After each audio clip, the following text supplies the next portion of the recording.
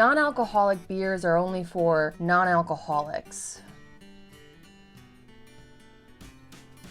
If you hang out at a barber shop, eventually you'll get a haircut.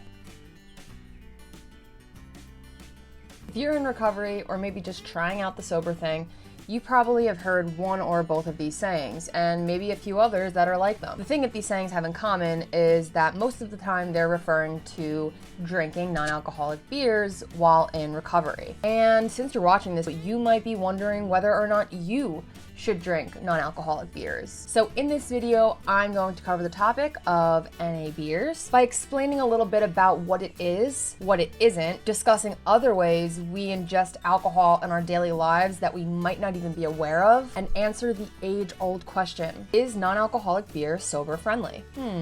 So make sure to stay tuned right until the very end. Hi everybody, my name is Allie and I am the creator and host of Young, Dumb, and Sober, a little channel dedicated to promoting the message that sobriety is fun. Once a month, I have the pleasure of making a video for my friends over here at the Sobriety, and that's what you're watching right now. Since you're already here, do me a solid and hit the subscribe button. While you're at it, hit the bell so you get notifications every time the Sobriety uploads new content, including the content that comes from me. Also, head over to YDS and do the same if you're feeling particularly generous. Today's topic is a hot one in the world of sobriety and recovery, and tons of people are constantly wondering where they stand or where they should stand when it comes to non-alcoholic beers in recovery. So let's not waste any more time and get right to it. So what is non-alcoholic beer? Well, first of all, it's not necessarily non-alcoholic. Many non-alcoholic beers, also known as near beers or NA beers or LA beers or AF beers, actually have a trace amount of alcohol in them. A very small percentage, and by small, I'm talking less than 0.5% alcohol by volume. Basically the same amount you'd find in your everyday kombucha, and actually less than you would find in something like vanilla extract. Unfortunately, the jury's out on those two items as well when it comes to the recovery community, at least in the 12-step community, so they don't really give us any idea of where to go with the issue of NA beer. So what else can we look at that has trace amounts of alcohol that we can compare to near beers? Let's see. According to a study done by researchers at the University of Kaiserslautern, Germany or something, in 2016, whose goal was to see how much ethanol, alcohol, children and people were consuming on a daily basis from everyday items, they discovered that things like burger rolls, for instance, have 1.28% alcohol by volume, more than any other near beer on the market. So before you head to a barbecue this summer and go for a burger, consider whether or not you want to relapse on a bun.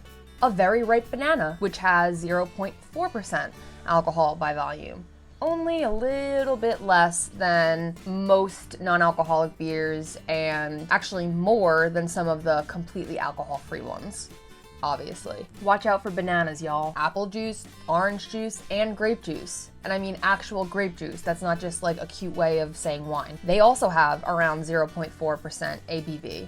And then there's soy sauce, which blows them all out of the water with a staggering 2% alcohol by volume. So what does all of this really mean though? If we're abstaining from alcohol or if we're in recovery, we should skip our morning banana or eat sushi sans soy sauce? Gross. And of course not. Unless, I mean, you seriously think any of those things would be an issue for you, in which case, do your thing. But generally speaking, I'm pretty sure that these things would not trigger any kind of relapse. Do you, sis? However, it goes without saying that it's pretty much impossible to get drunk from any of these things. What that means is you've probably ingested some trace amounts of alcohol since you've gotten sober without even really knowing it. The thing is that there's kind of a huge difference between unknowingly ingesting small amounts of alcohol through food and beverage and knowingly ingesting that same amount of alcohol through NA or near beers. What's the difference? Sensory cues. Who the heck is she? Without getting too sciencey about it, think of the five senses. Seeing, hearing, smelling, tasting, and touching. When you're drinking a near beer, it simulates the experience of drinking a real beer. It tastes, smells, feels, sounds and smells like a real beer, and it looks like one too. That means it interacts with each of your 5 senses in the same way that a real beer would, which can be troubling. Senses, after all, are known for being triggers in our environment that can trigger relapse. Like, for instance, if you always used to get drunk at the park and you are walking past the park, you might smell the fresh grass or, see people playing baseball in the field. And because those things happened and your senses were awakened when you were actually drinking, now that you're sober, your senses still react to the same stimuli, grass and people, or whatever. Like I said, I'm not a scientist or a doctor. So it becomes a potential problem as it relates to triggers for people who have any kind of substance abuse issues related to alcohol. Any one of those cues can kind of awaken the beast, for lack of a better phrase. The taste of the beer on your tongue, the feeling of a cold glass, the frothy look of it bubbling at the top, or whatever that stuff is. The head, is that what it's called? That's fucking gross. And depending on where you're drinking it, like if you're at a bar environment or somewhere else out with your friends, that someplace you used to get drunk,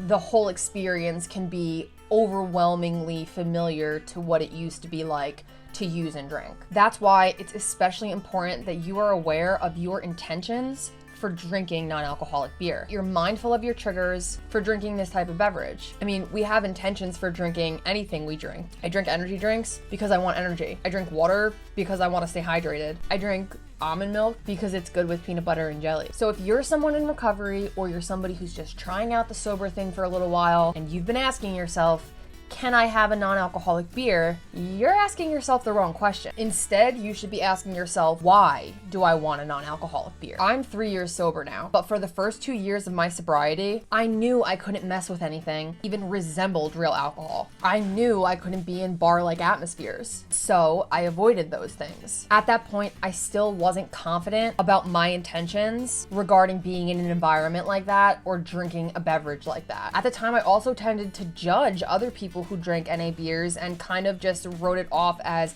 oh, they're on their way to a relapse, or they just want the real thing. And thankfully, I'm not that much of an asshole anymore, and I've let my mind expand and understand things are gray rather than black and white in the world of recovery. But that's another story, because now that I drink NA beers myself and even do reviews about them over on Young, Dumb, and Sober, I know that it's not a matter of whether or not it's okay to drink NA beers in sobriety. It's a matter of whether or not it's okay for you to drink NA beers in sobriety. So if you got to this video because you're desperate for a reason to drink near beers and you want someone to co-sign that for you, then you probably shouldn't drink it. If you're in early recovery, you probably shouldn't drink it, at least not until sobriety is the norm for you. If you're struggling with your sobriety or mental health, you probably shouldn't drink it. If you're obsessing about getting to or being allowed to drink non-alcoholic beers, you guessed it, you probably shouldn't. If you know that tasting, smelling, feeling, hearing, and being around something that simulates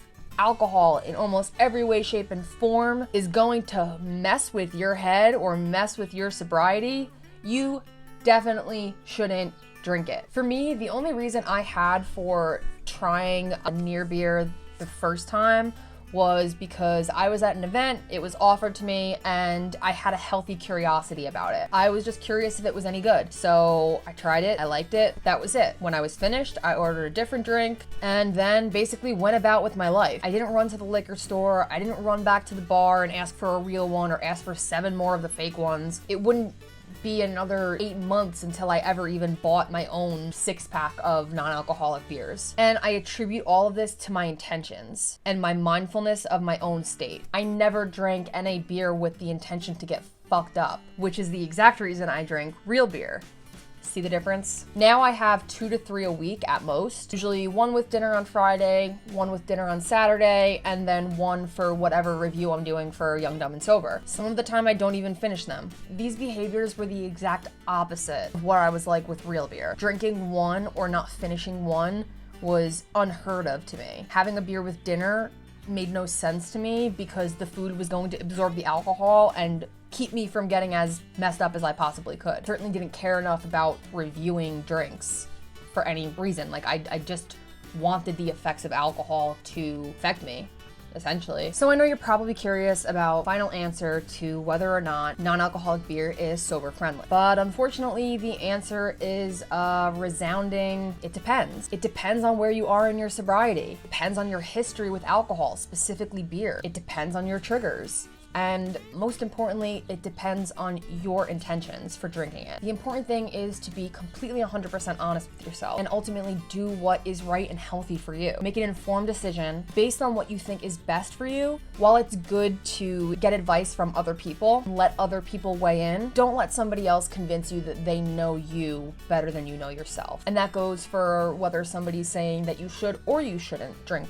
non-alcoholic beer. At the very least, if you have a sponsor or a sober mentor, a sober coach, or you just have like a sober network of people, I really hope you do. You know, talk it out with somebody. Talk it out with your therapist, if anything. Like that's what I did too. After I started doing the reviews, I was honest with her about it, and we just kind of worked out what my intentions were and realized that they were benign and that it wasn't dangerous for my sobriety in any way. And also kind of I committed to the fact that if it ever came to a point where it was messing with me, that I would be honest and come forward about that, and that I would obviously stop drinking it. So talk to the people you trust, converse with them about your own intentions, journal it out, do whatever you normally do to kind of process stuff like this. In your gut, you will know what's right and what's wrong for you. And if you don't know the difference between right or wrong at this point in life, you probably shouldn't drink it. Okay, everyone, that has been today's video, this month's video. If you're still watching, like this video, please. If you like it even if you don't like it, why not? Doesn't hurt you. Or just dislike it. You know what? Any kind of feedback is great. Subscribe to this channel, head over to Young, Dumb, and Sober and subscribe over there if you want to see some of my videos. Your thoughts about non-alcoholic beers. Are you for them or against them? Somewhere in the middle, comment below. All right, see you next time.